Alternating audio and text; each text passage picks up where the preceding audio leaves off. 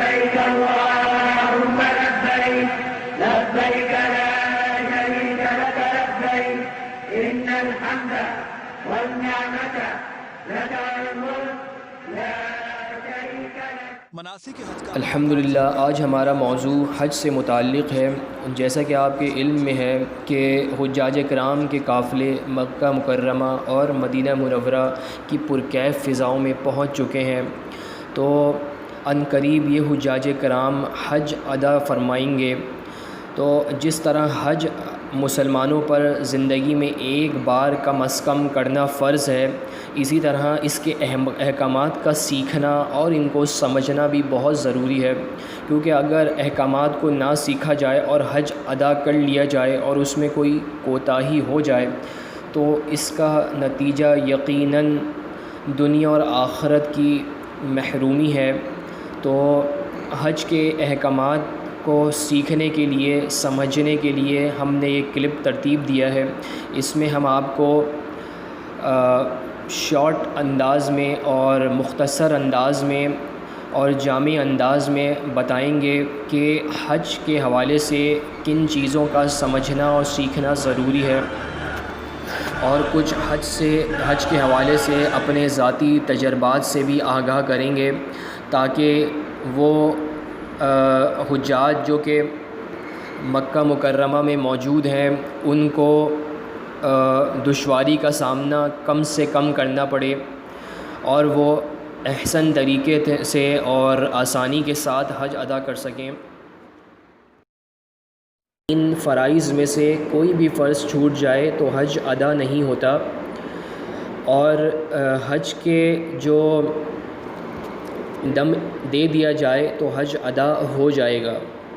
تو سب سے پہلے چلتے ہیں حج کے فرائض کی طرف. حج کا پہلا فرض ہے 8 ذی الحجہ کو احرام باندھنا. اگر ہم مختصر الفاظ میں کہیں تو حج کے 3 فرائض ہیں: احرام باندھنا،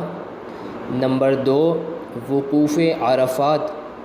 اور نمبر 3 طواف زیارہ. تو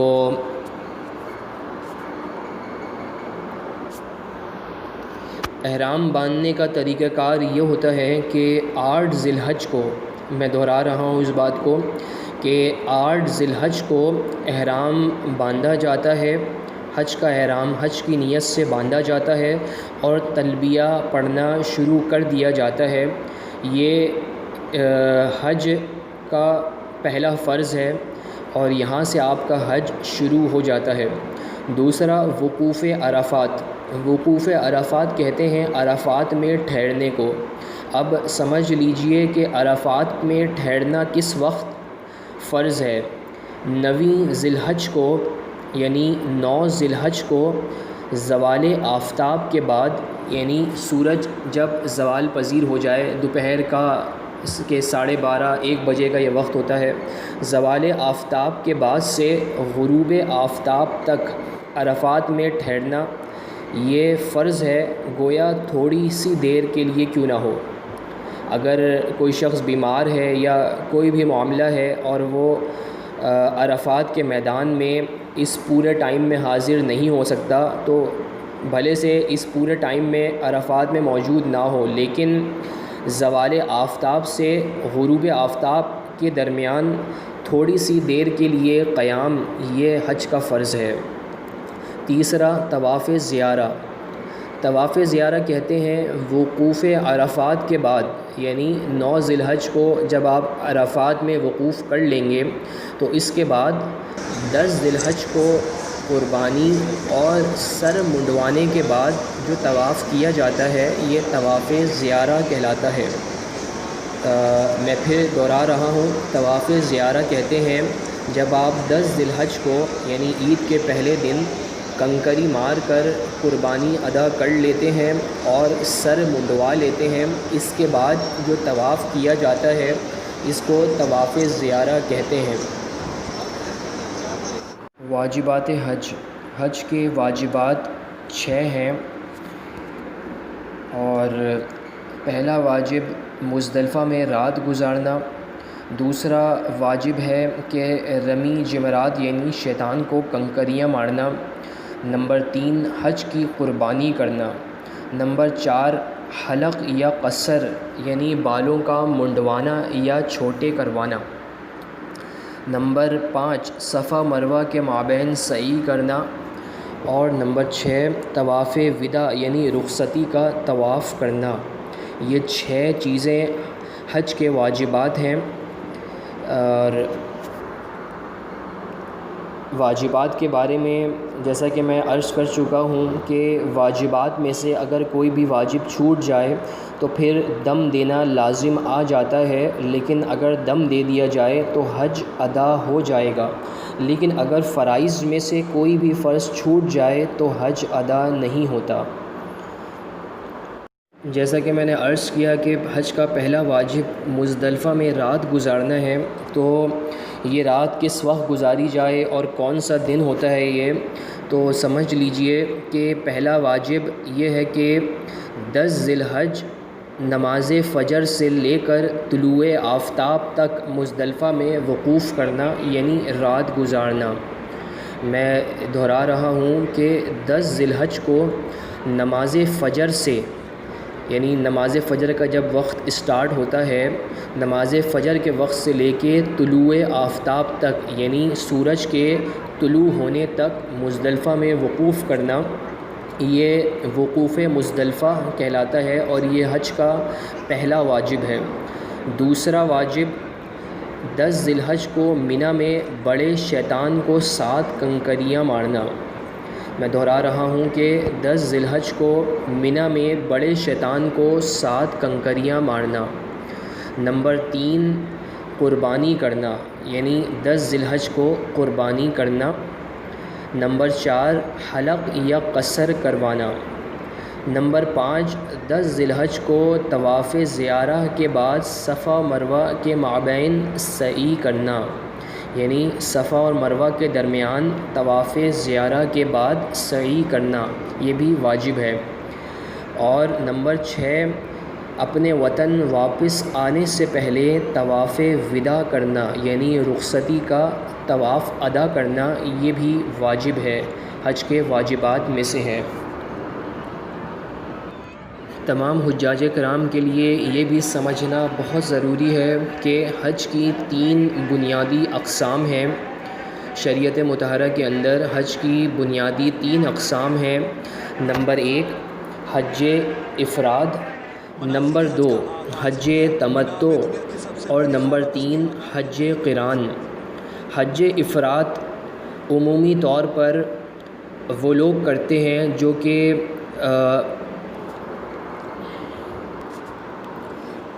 کہ میقات کے اندر رہتے ہیں، یعنی وہ افراد جو کہ حدود میقات کے اندر رہتے ہیں تو وہ حج افراد ادا کرتے ہیں،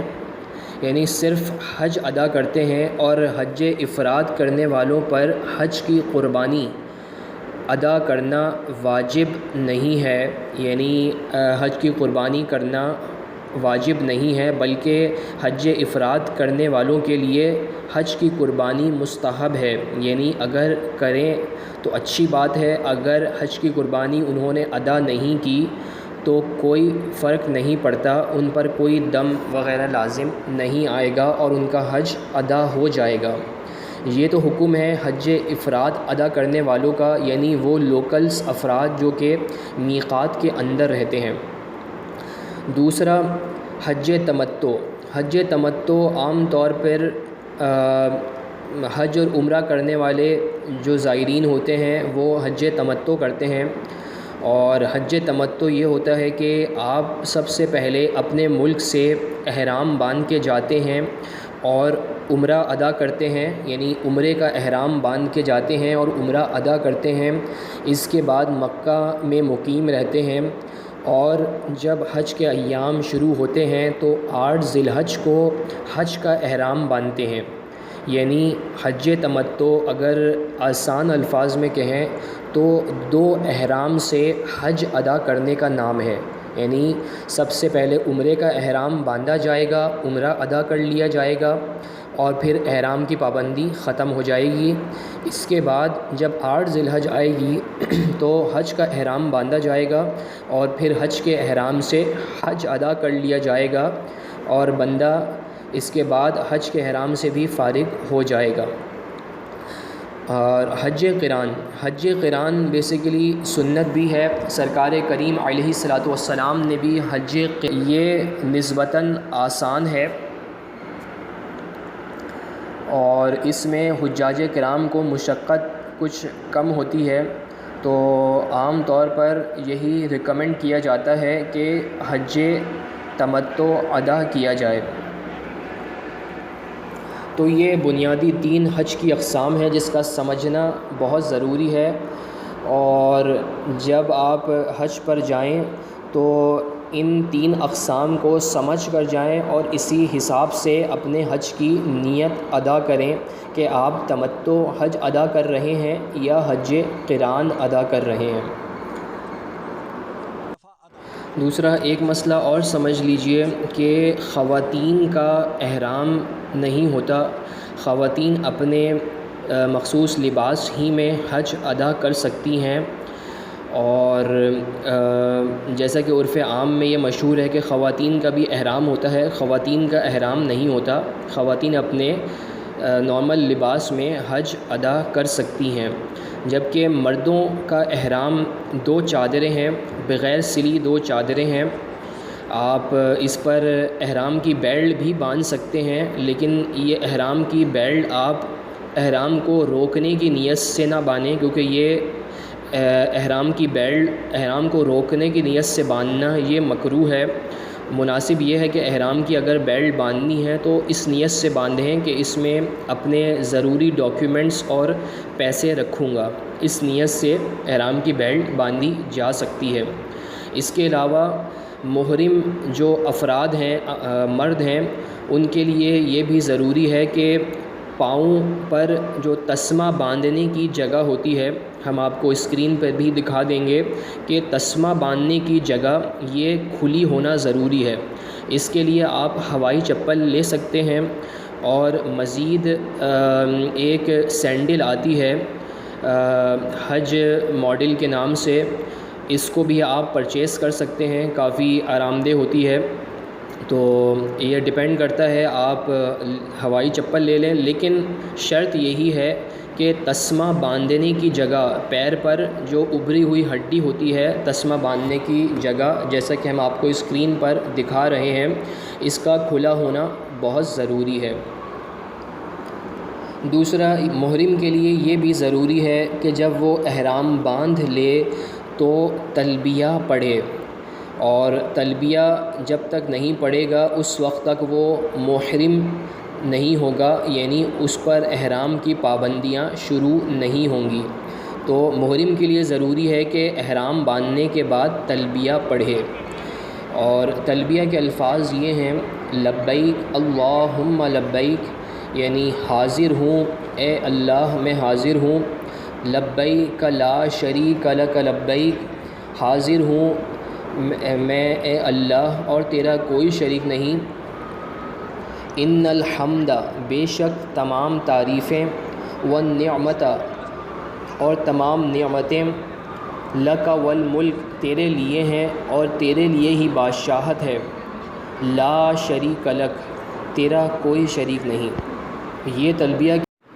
جیسا کہ آپ کو حج کے فرائض اور واجبات پر مکمل معلومات دے دی گئی ہے، تو اب چلتے ہیں حج کے مختصر طریقے کی طرف۔ یہ طریقہ بہت اہم ہے، حجاج کرام کو چاہیے کہ اس طریقے کو اپنے ذہن میں بٹھا لیں۔ اس میں ہم آپ کو کچھ ٹپس بھی دیں گے، پریکٹیکل ٹپس دیں گے، تاکہ آپ وہاں پر پریشانی کا شکار کم سے کم ہوں اور آپ کو مشقت کم سے کم اٹھانا پڑے۔ تو شروع کرتے ہیں۔ سب سے پہلے 8 ذی الحج کو آپ نے احرام باندھنا ہے، اور 8 ذی الحج کو عام طور پر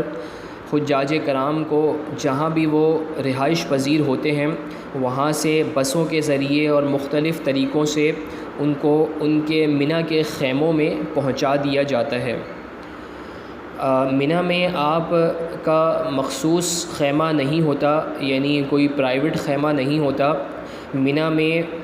حاجیوں کو اجتماعی طور پر مرد حضرات کو تقریباً 30 سے 35 مرد افراد ہوتے ہیں ایک خیمے میں، اور ماشاءاللہ بہت بڑا خیمہ ہوتا ہے، فائبر کے بنے ہوئے خیمے ہیں یہ، کیونکہ ایک بار منی میں کچھ آگ لگی تھی تو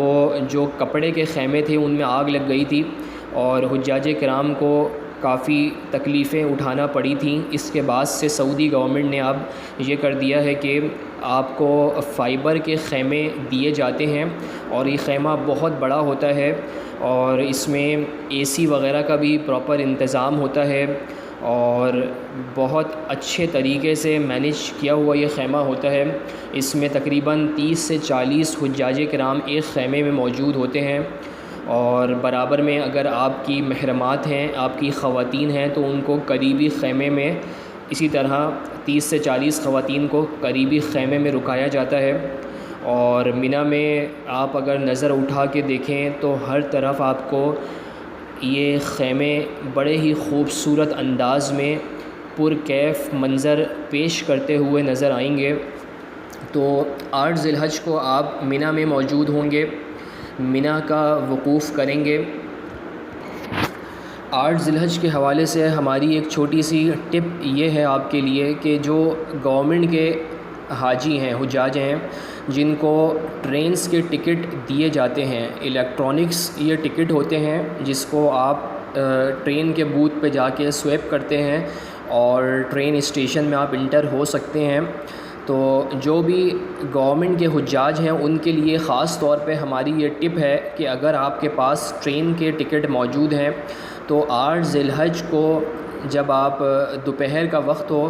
تو آپ اپنا یہ ٹرین کا ٹکٹ سویپ کروائیں اور ٹرین میں بیٹھ کے تمام جگہوں کا ایک شارٹ وزٹ کر لیں، تاکہ آپ کو پتہ چل جائے کہ اسٹیشن میں آپ نے کہاں سے چڑھنا ہے، اور پھر عرفات میں کہاں پہ اترنا ہے، مزدلفہ میں کہاں پہ اترنا ہے، کیونکہ اسٹیشن میں انٹرنس کا راستہ الگ ہے اور ایگزٹ کا راستہ الگ ہے۔ تو جب حاجیوں کا ایک بہت بڑا ریلا نکلتا ہے تو عام طور پر راستے کا تعین کرنا بڑا مشکل ہو جاتا ہے، اور اکثر حجاج کرام پہلی بار حج ادا کر رہے ہوتے ہیں تو آپ کسی سے پوچھ بھی نہیں سکتے، بڑی مشکل کا شکار ہو جاتے ہیں۔ تو بہتر یہی ہے کہ یہ ایک چھوٹی سی ٹپ ہے لیکن بہت کام کی ٹپ ہے کہ آپ 8 ذی الحج کو جب آپ منی میں وقوف کیے ہوئے ہوں تو تھوڑی دیر کے لیے، آدھا گھنٹے کے لیے آپ اٹھیں اور ٹرین میں بیٹھ کر ان تمام جگہوں کا، منی، عرفات، مزدلفہ، جمرات وغیرہ کا ایک وزٹ کر لیں، تاکہ آپ کو ایک پوری معلومات ہو جائے کہ کہاں سے انٹر ہوں گے اور کہاں سے ایگزٹ ہوں گے، تاکہ آپ اپنے مزید ساتھیوں کو بھی گائیڈ کر سکیں۔ یہ ٹپ گورنمنٹ کے حجاج کرام کے لیے ہے، جیسا کہ میں نے عرض کیا، جن کے پاس ٹرینوں کے ای ٹکٹس موجود ہوتے ہیں۔ باقی جو پرائیویٹ حضرات ہیں، جو پرائیویٹ پیکیجز میں حج ادا کر رہے ہوتے ہیں، ان کو عام طور پر ٹرین کے ٹکٹس نہیں ملتے، وہ یا تو بسوں کے ذریعے یا پیدل یہ سفر ادا کرتے ہیں۔ اچھا، ٹرینز کے حوالے سے ایک اور اہم معلومات یہ ہے جو کہ انشاءاللہ آپ کو وہاں بھی معلوم ہو جائے گا، لیکن ہم آپ کی تربیت کے لیے اس چیز کو پہلے ہی عرض کر رہے ہیں کہ منی میں آپ کا جو بھی خیمہ ہو اس کے قریب جو بھی اسٹیشن ہو اس کو اپنے پاس نوٹ کر لیں، کیونکہ منی میں 3 اسٹیشنز ہیں، ٹرین کے 3 اسٹیشنز ہیں، منی 1، منی 2 اور منی 3۔ منی 1 سب سے پہلا اسٹیشن ہے، منی 2 تھوڑا سا دور ہے، اور منی 3 تقریباً منی کی آخری حدود پر لگتا ہے۔ تو اب اگر آپ کا خیمہ منی کے یہ جو اسٹیشن نمبر 3 ہے اس کے پاس ہے تو آپ اسٹیشن نمبر 3 سے انٹر ہوں گے اور اپنے ٹرین کے ذریعے حج کے سفر کا آغاز کریں گے۔ اسی طرح منی کے بعد عرفات میں بھی 3 اسٹیشنز ہیں، عرفات 1، عرفات 2 اور عرفات 3۔ اور پھر جب مزدلفہ آپ جائیں گے تو مزدلفہ میں بھی یہی ترتیب ہے کہ مزدلفہ 1، مزدلفہ 2 اور مزدلفہ 3، یہ ٹوٹل 9 اسٹیشنز ہو گئے۔ اس کے بعد جب آپ جمرات کی طرف جائیں گے، یعنی شیطان کو کنکری مارنے کی طرف جائیں گے، تو یہاں بھی 3 اسٹیشنز ہیں،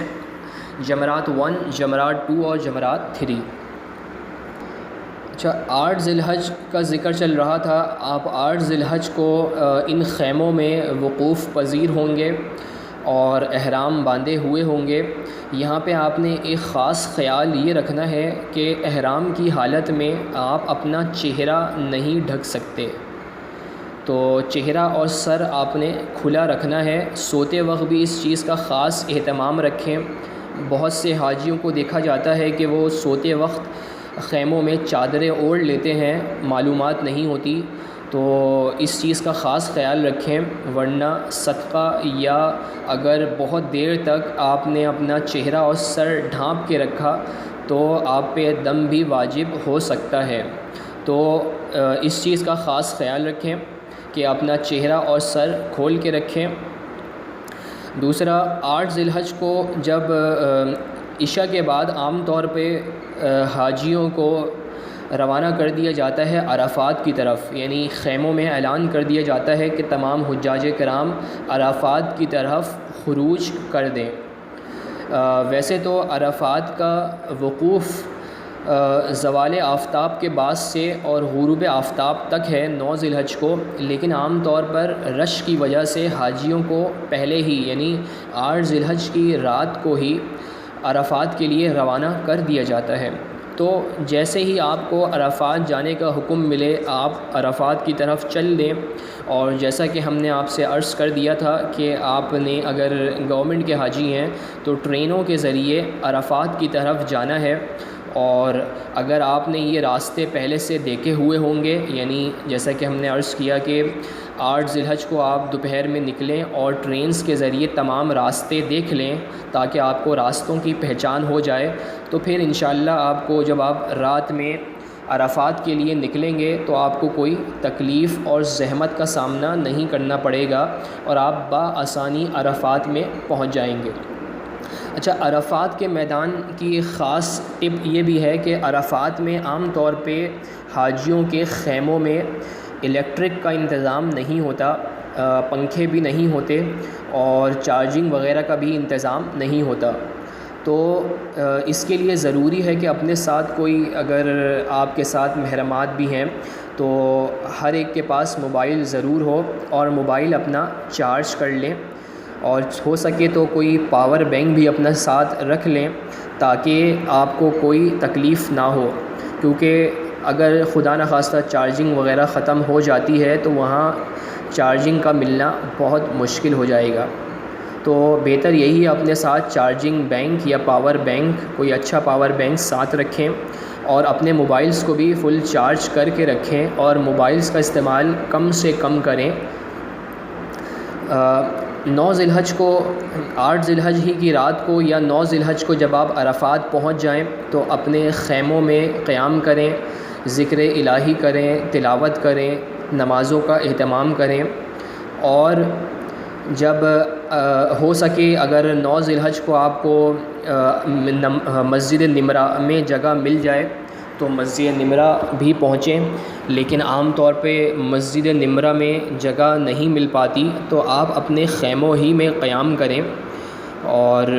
اس کے بعد خیموں میں ہی عام طور پر لوگ مختلف جماعتیں کرا رہے ہوتے ہیں تو خیموں ہی میں نمازیں ادا کریں۔ اور ایک اہم ٹپ اور یہ بھی ہے کہ عرفات میں جو بیت الخلاء ہیں یا جو واش رومز ہیں اس میں آپ نے خاص خیال یہ رکھنا ہے کہ وقت سے پہلے واش روم وغیرہ سے، قضاء حاجت سے فارغ ہو جائیں، کیونکہ اگر آپ عین وقت پہ واش روم کی طرف جائیں گے تو وہاں پہ واش رومز لمیٹڈ ہیں۔ منی میں تو آپ کو بہت بڑی تعداد میں واش رومز مل جائیں گے، لیکن عرفات میں اس کا انتظام بہت مختصر ہے، تو آپ کو لمبی لمبی قطاروں میں انتظار کرنا پڑے گا۔ تو بہتر یہی ہے، یہ ایک بہت اہم ٹپ ہے بہت چھوٹی سی بھی ہے لیکن بہت اہم ٹپ ہے کہ واش رومز کے حوالے سے آپ وقت سے پہلے واش روم وغیرہ سے فارغ ہو جائیں تاکہ آپ کو تکلیف اور زحمت کا سامنا کم سے کم کرنا پڑے۔ دوسرا، 9 ذی الحج کو زوال آفتاب تک آپ کا عرفات میں ٹھہرنا یہ ضروری ہے۔ تو لیکن اس حوالے سے بھی ایک خاص ٹپ یہ ہے کہ جو گورنمنٹ کے حجاج کرام ہیں وہ جب غروب آفتاب کا وقت قریب آ جائے، مطلب 15-20 منٹ رہ جائیں، تو وہ اپنی جگہ سے اٹھ کھڑے ہوں، یعنی اپنی خیموں سے نکل جائیں اور اسٹیشن کی سمت چلنا شروع کر دیں تاکہ جب آپ کا غروب آفتاب ہو تو آپ فوری طور پہ ٹرین اسٹیشن میں انٹر ہو سکیں، کیونکہ اگر آپ غروب کے بعد ٹرین اسٹیشنز کی طرف نکلتے ہیں یا جو پرائیویٹ حجاج کرام ہیں وہ غروب ہونے کے بعد اپنی بسز کی طرف چلتے ہیں تو ان کو ایک بہت بڑا جم غفیر ملتا ہے، بہت بڑا ریلا ملتا ہے اور ان کو اس ریلے کو کراس کرنا بڑا مشکل ہو جاتا ہے۔ ہم نے یہ ذاتی طور پہ مشاہدہ کیا ہے کہ بہت سارے حجاج کرام بے ہوش بھی ہوئے اور ان کو بڑی دقت اور تکلیف کا بھی سامنا کرنا پڑتا ہے جب وہ اینڈ ٹائم پہ نکلتے ہیں۔ تو یہ ایک بہت اہم ٹپ ہے کہ آپ جب عرفات سے خروج کریں، غروب تک آپ کا ٹھہرنا تو بالکل عرفات میں یہ ضروری ہے، لیکن اس طرح سے یہاں ٹھہریں کہ غروب ہونے سے 10 سے 15 منٹ پہلے آپ نے اسٹیشنز کی طرف چل دینا ہے تاکہ کیو میں یا لائن میں سب سے پہلے آپ موجود ہوں، تاکہ جیسے ہی غروب ہو اور اسٹیشنز کے دروازے کھلیں تو آپ فوری طور پہ ٹرین میں بیٹھیں اور مزدلفہ کی طرف روانہ ہو جائیں۔ عرفات کے حوالے سے ایک اور اہم مسئلہ یہ ہے کہ عرفات میں غروب آفتاب ہونے کے بعد بھی آپ مغرب کی نماز ادا نہیں کریں گے۔ مغرب کی نماز آپ نے مزدلفہ میں ادا کرنی ہے، بھلے سے مزدلفہ پہنچتے پہنچتے نماز قضا ہی کیوں نہ ہو جائے، لیکن سرکار کریم علیہ الصلاۃ والسلام کے حکم کے مطابق آپ نے مغرب کی نماز مزدلفہ میں ادا کرنی ہے، عرفات میں ادا نہیں کرنی۔ اب ٹرینز میں بیٹھ کے یا بسز کے ذریعے جب آپ عرفات سے مزدلفہ کی طرف روانہ ہو جائیں گے تو ٹرینز تو بڑی اسپیڈ میں چلتی ہیں اور 15 سے 20 منٹ میں آپ کو مزدلفہ میں چھوڑ دیں گی۔ مزدلفہ میں بھی آپ نے خیال رکھنا ہے کہ آپ نے اسٹیشن نمبر 1 پہ اترنا ہے، 2 پہ اترنا ہے یا 3 پہ اترنا ہے۔ تو مزدلفہ میں ہماری طرف سے ٹپ آپ کے لیے یہ ہے کہ مزدلفہ میں آپ اسٹیشن نمبر 1 پر اتریں جو کہ جمرات سے قدراً نزدیک ہے۔ تو مزدلفہ میں آپ نے اسٹیشن نمبر 1 پر اتر جانا ہے اور جو بسز سے جانے والے حضرات ہیں مزدلفہ وہ اپنے گروپس کے مطابق یا ان کے جو بھی گروپ لیڈران ہیں ان کے احکامات کے مطابق عمل کریں۔ مزدلفہ میں آپ نے جو ٹائم گزارنا ہے، جس کا وقوف واجب ہے، وہ ٹائم ہے آپ کا صبح صادق سے لے کر یا نماز فجر کے ٹائم سے لے کر طلوع آفتاب تک۔ لیکن عام طور پر حجاج کرام مزدلفہ رات ہی میں پہنچ جاتے ہیں، کیونکہ رات میں مزدلفہ پہنچ کر کھلے آسمان کے نیچے رات گزاری جاتی ہے، اور مزدلفہ ہی سے آپ نے خیال رکھنا ہے کہ مزدلفہ ہی سے آپ نے شیطان کو کنکریاں مارنے کے لیے پتھر جمع کرنے ہیں۔ پتھر چونکہ یہ کنکریاں چونکہ آپ نے تینوں دن مارنی ہیں تو تینوں دن ہی کی کنکریاں آپ نے مزدلفہ سے جمع کر لینی ہیں۔ یہ کنکریاں تقریباً چنے کے برابر بڑی ہونی چاہیے اور ان کی تعداد اگر ہم کاؤنٹ کریں تو پہلے دن آپ نے صرف بڑے شیطان کو 7 کنکریاں مارنی ہیں، جبکہ دوسرے اور تیسرے دن یعنی عید کے دوسرے اور تیسرے دن آپ نے تینوں شیطانوں کو یعنی بڑے، درمیانے اور چھوٹے تینوں شیطانوں کو 7 کنکریاں مارنی ہیں۔ تو یہ ٹوٹل تقریباً 49 کنکریاں بنتی ہیں، اور آپ ہو سکے تو کچھ ایکسٹرا کنکریاں بھی اپنے ساتھ لے لیں کہ خدا نخواستہ اگر کنکریاں کم پڑ جائیں تو یہ کنکریاں استعمال کی جا سکتی ہیں، لیکن ٹوٹل آپ نے 49 کنکریاں ہی مارنی ہیں، جس میں سے پہلے دن صرف بڑے شیطان کو کنکری ماریں گے یعنی جمرہ کبریٰ کو 7 کنکریاں ماریں گے، جبکہ دوسرے اور تیسرے دن تینوں شیطانوں کو آپ نے 7 اور 7 یعنی دوسرے دن 21 کنکریاں اور تیسرے دن بھی 21 کنکریاں مارنی ہیں۔ تو یہ ٹوٹل 49 کنکریاں بنتی ہیں۔ یہ کنکریاں آپ نے مزدلفہ میں، جب آپ رات میں مزدلفہ میں وقوف پذیر ہوں گے، وہیں سے جمع کرنی ہے۔ مزدلفہ میں آپ نے مغرب کی نماز جو کہ عرفات میں آپ نے نہیں پڑھی تھی، وہ آپ مغرب کی نماز یہاں ادا کریں گے۔ اسی طرح آپ عشاء کی نماز بھی ادا کریں گے، اور رات بھر ہو سکے تو عبادت کریں اور کچھ آرام بھی کر لیں، تاکہ اگلے دن کے لیے آپ کے پاس کچھ توانائی برقرار رہے اور آپ احسن طریقے سے رمی جمرات کر سکیں۔ مزدلفہ میں آپ نے خاص خیال یہ رکھنا ہے کہ فجر کے وقت سے لے کے طلوع آفتاب تک کا ٹھہرنا مزدلفہ میں یہ واجب ہوتا ہے۔ تو آپ جب نماز فجر ادا کر چکیں اور ابھی طلوع آفتاب میں کچھ ٹائم 15-20 منٹ باقی ہوں، تو ہو سکے تو یہاں بھی آپ اس ٹپ کا خاص خیال رکھیں کہ آپ اسٹیشنز کی طرف چلنا شروع کر دیں اور اسٹیشن کے دروازے پر بیٹھ جائیں، اپنے ساتھ کوئی چارپائی یا چٹائی وغیرہ رکھ لیں۔ اور ایک اور اہم چیز یہ کہ اپنے ساتھ سامان کم سے کم لیں، صرف ضروری سامان آپ کے ساتھ ہو، تاکہ آپ کو عرفات، منی، مزدلفہ وغیرہ میں چلنے پھرنے میں، کیونکہ لمبا سفر ہوتا ہے تو چلنے پھرنے میں تکلیف نہ ہو اور یہ سامان اٹھانے میں دقت اور دشواری نہ ہو۔ اسی طرح سے آپ جیسے ہی طلوع آفتاب ہوگا، تو چونکہ ہم نے آپ کو یہ ٹپ دے دی کہ آپ اسٹیشن کے دروازے ہی پر موجود ہوں گے، تو سب سے پہلے آپ اسٹیشن میں انٹر ہو جائیں گے، اور یہاں بھی آپ لائنوں سے اور لمبی لمبی قطاروں سے بچ جائیں گے۔ اسٹیشن میں انٹر ہوتے ہی، چونکہ آپ سب سے پہلے اسٹیشن میں انٹر ہو گئے ہیں، تو اب آپ سب سے پہلے یہ کریں کہ اس مزدلفہ سے آپ جمرات کی طرف ٹرینس میں چل دیں، اور جو حجاج کرام پرائیویٹ ہیں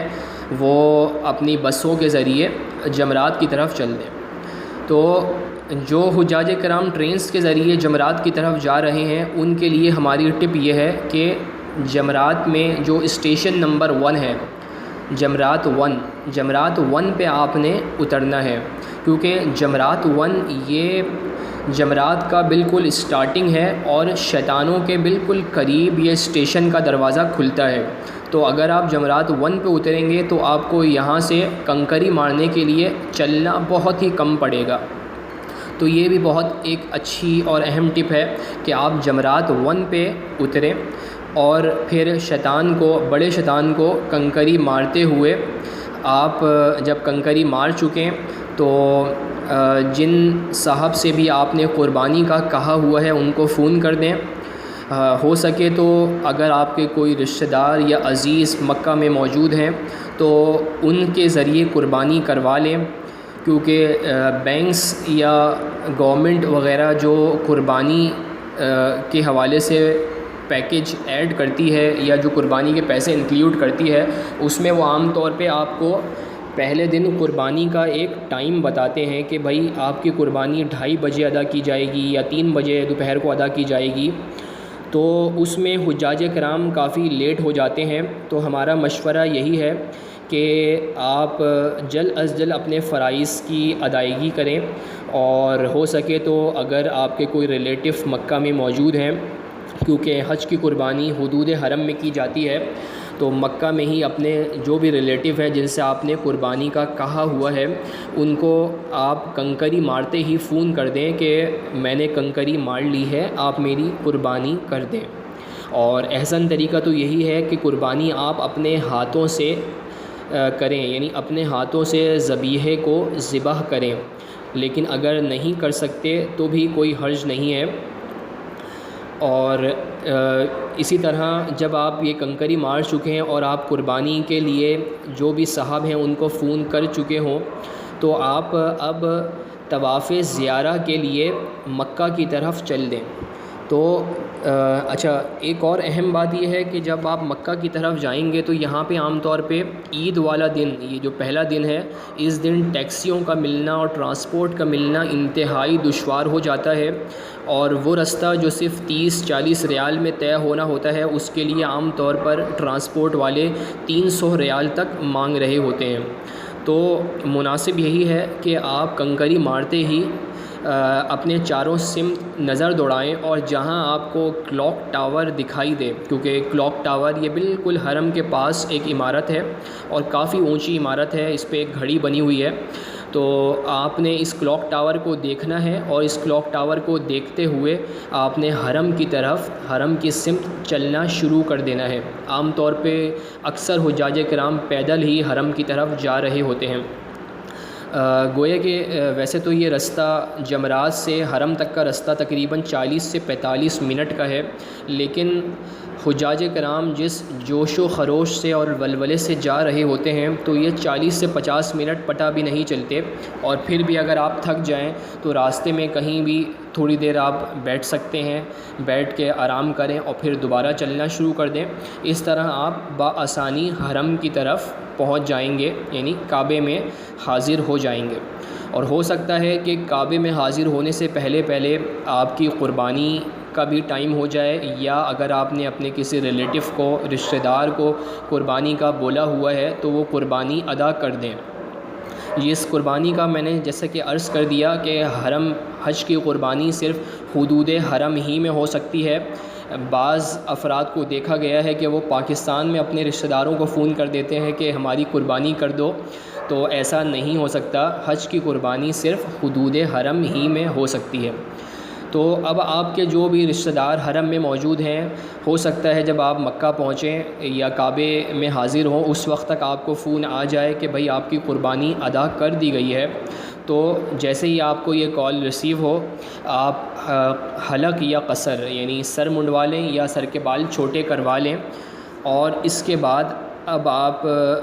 طواف زیارہ ادا کریں گے۔ طواف زیارہ ادا کرنے کے بعد اب آپ واپسی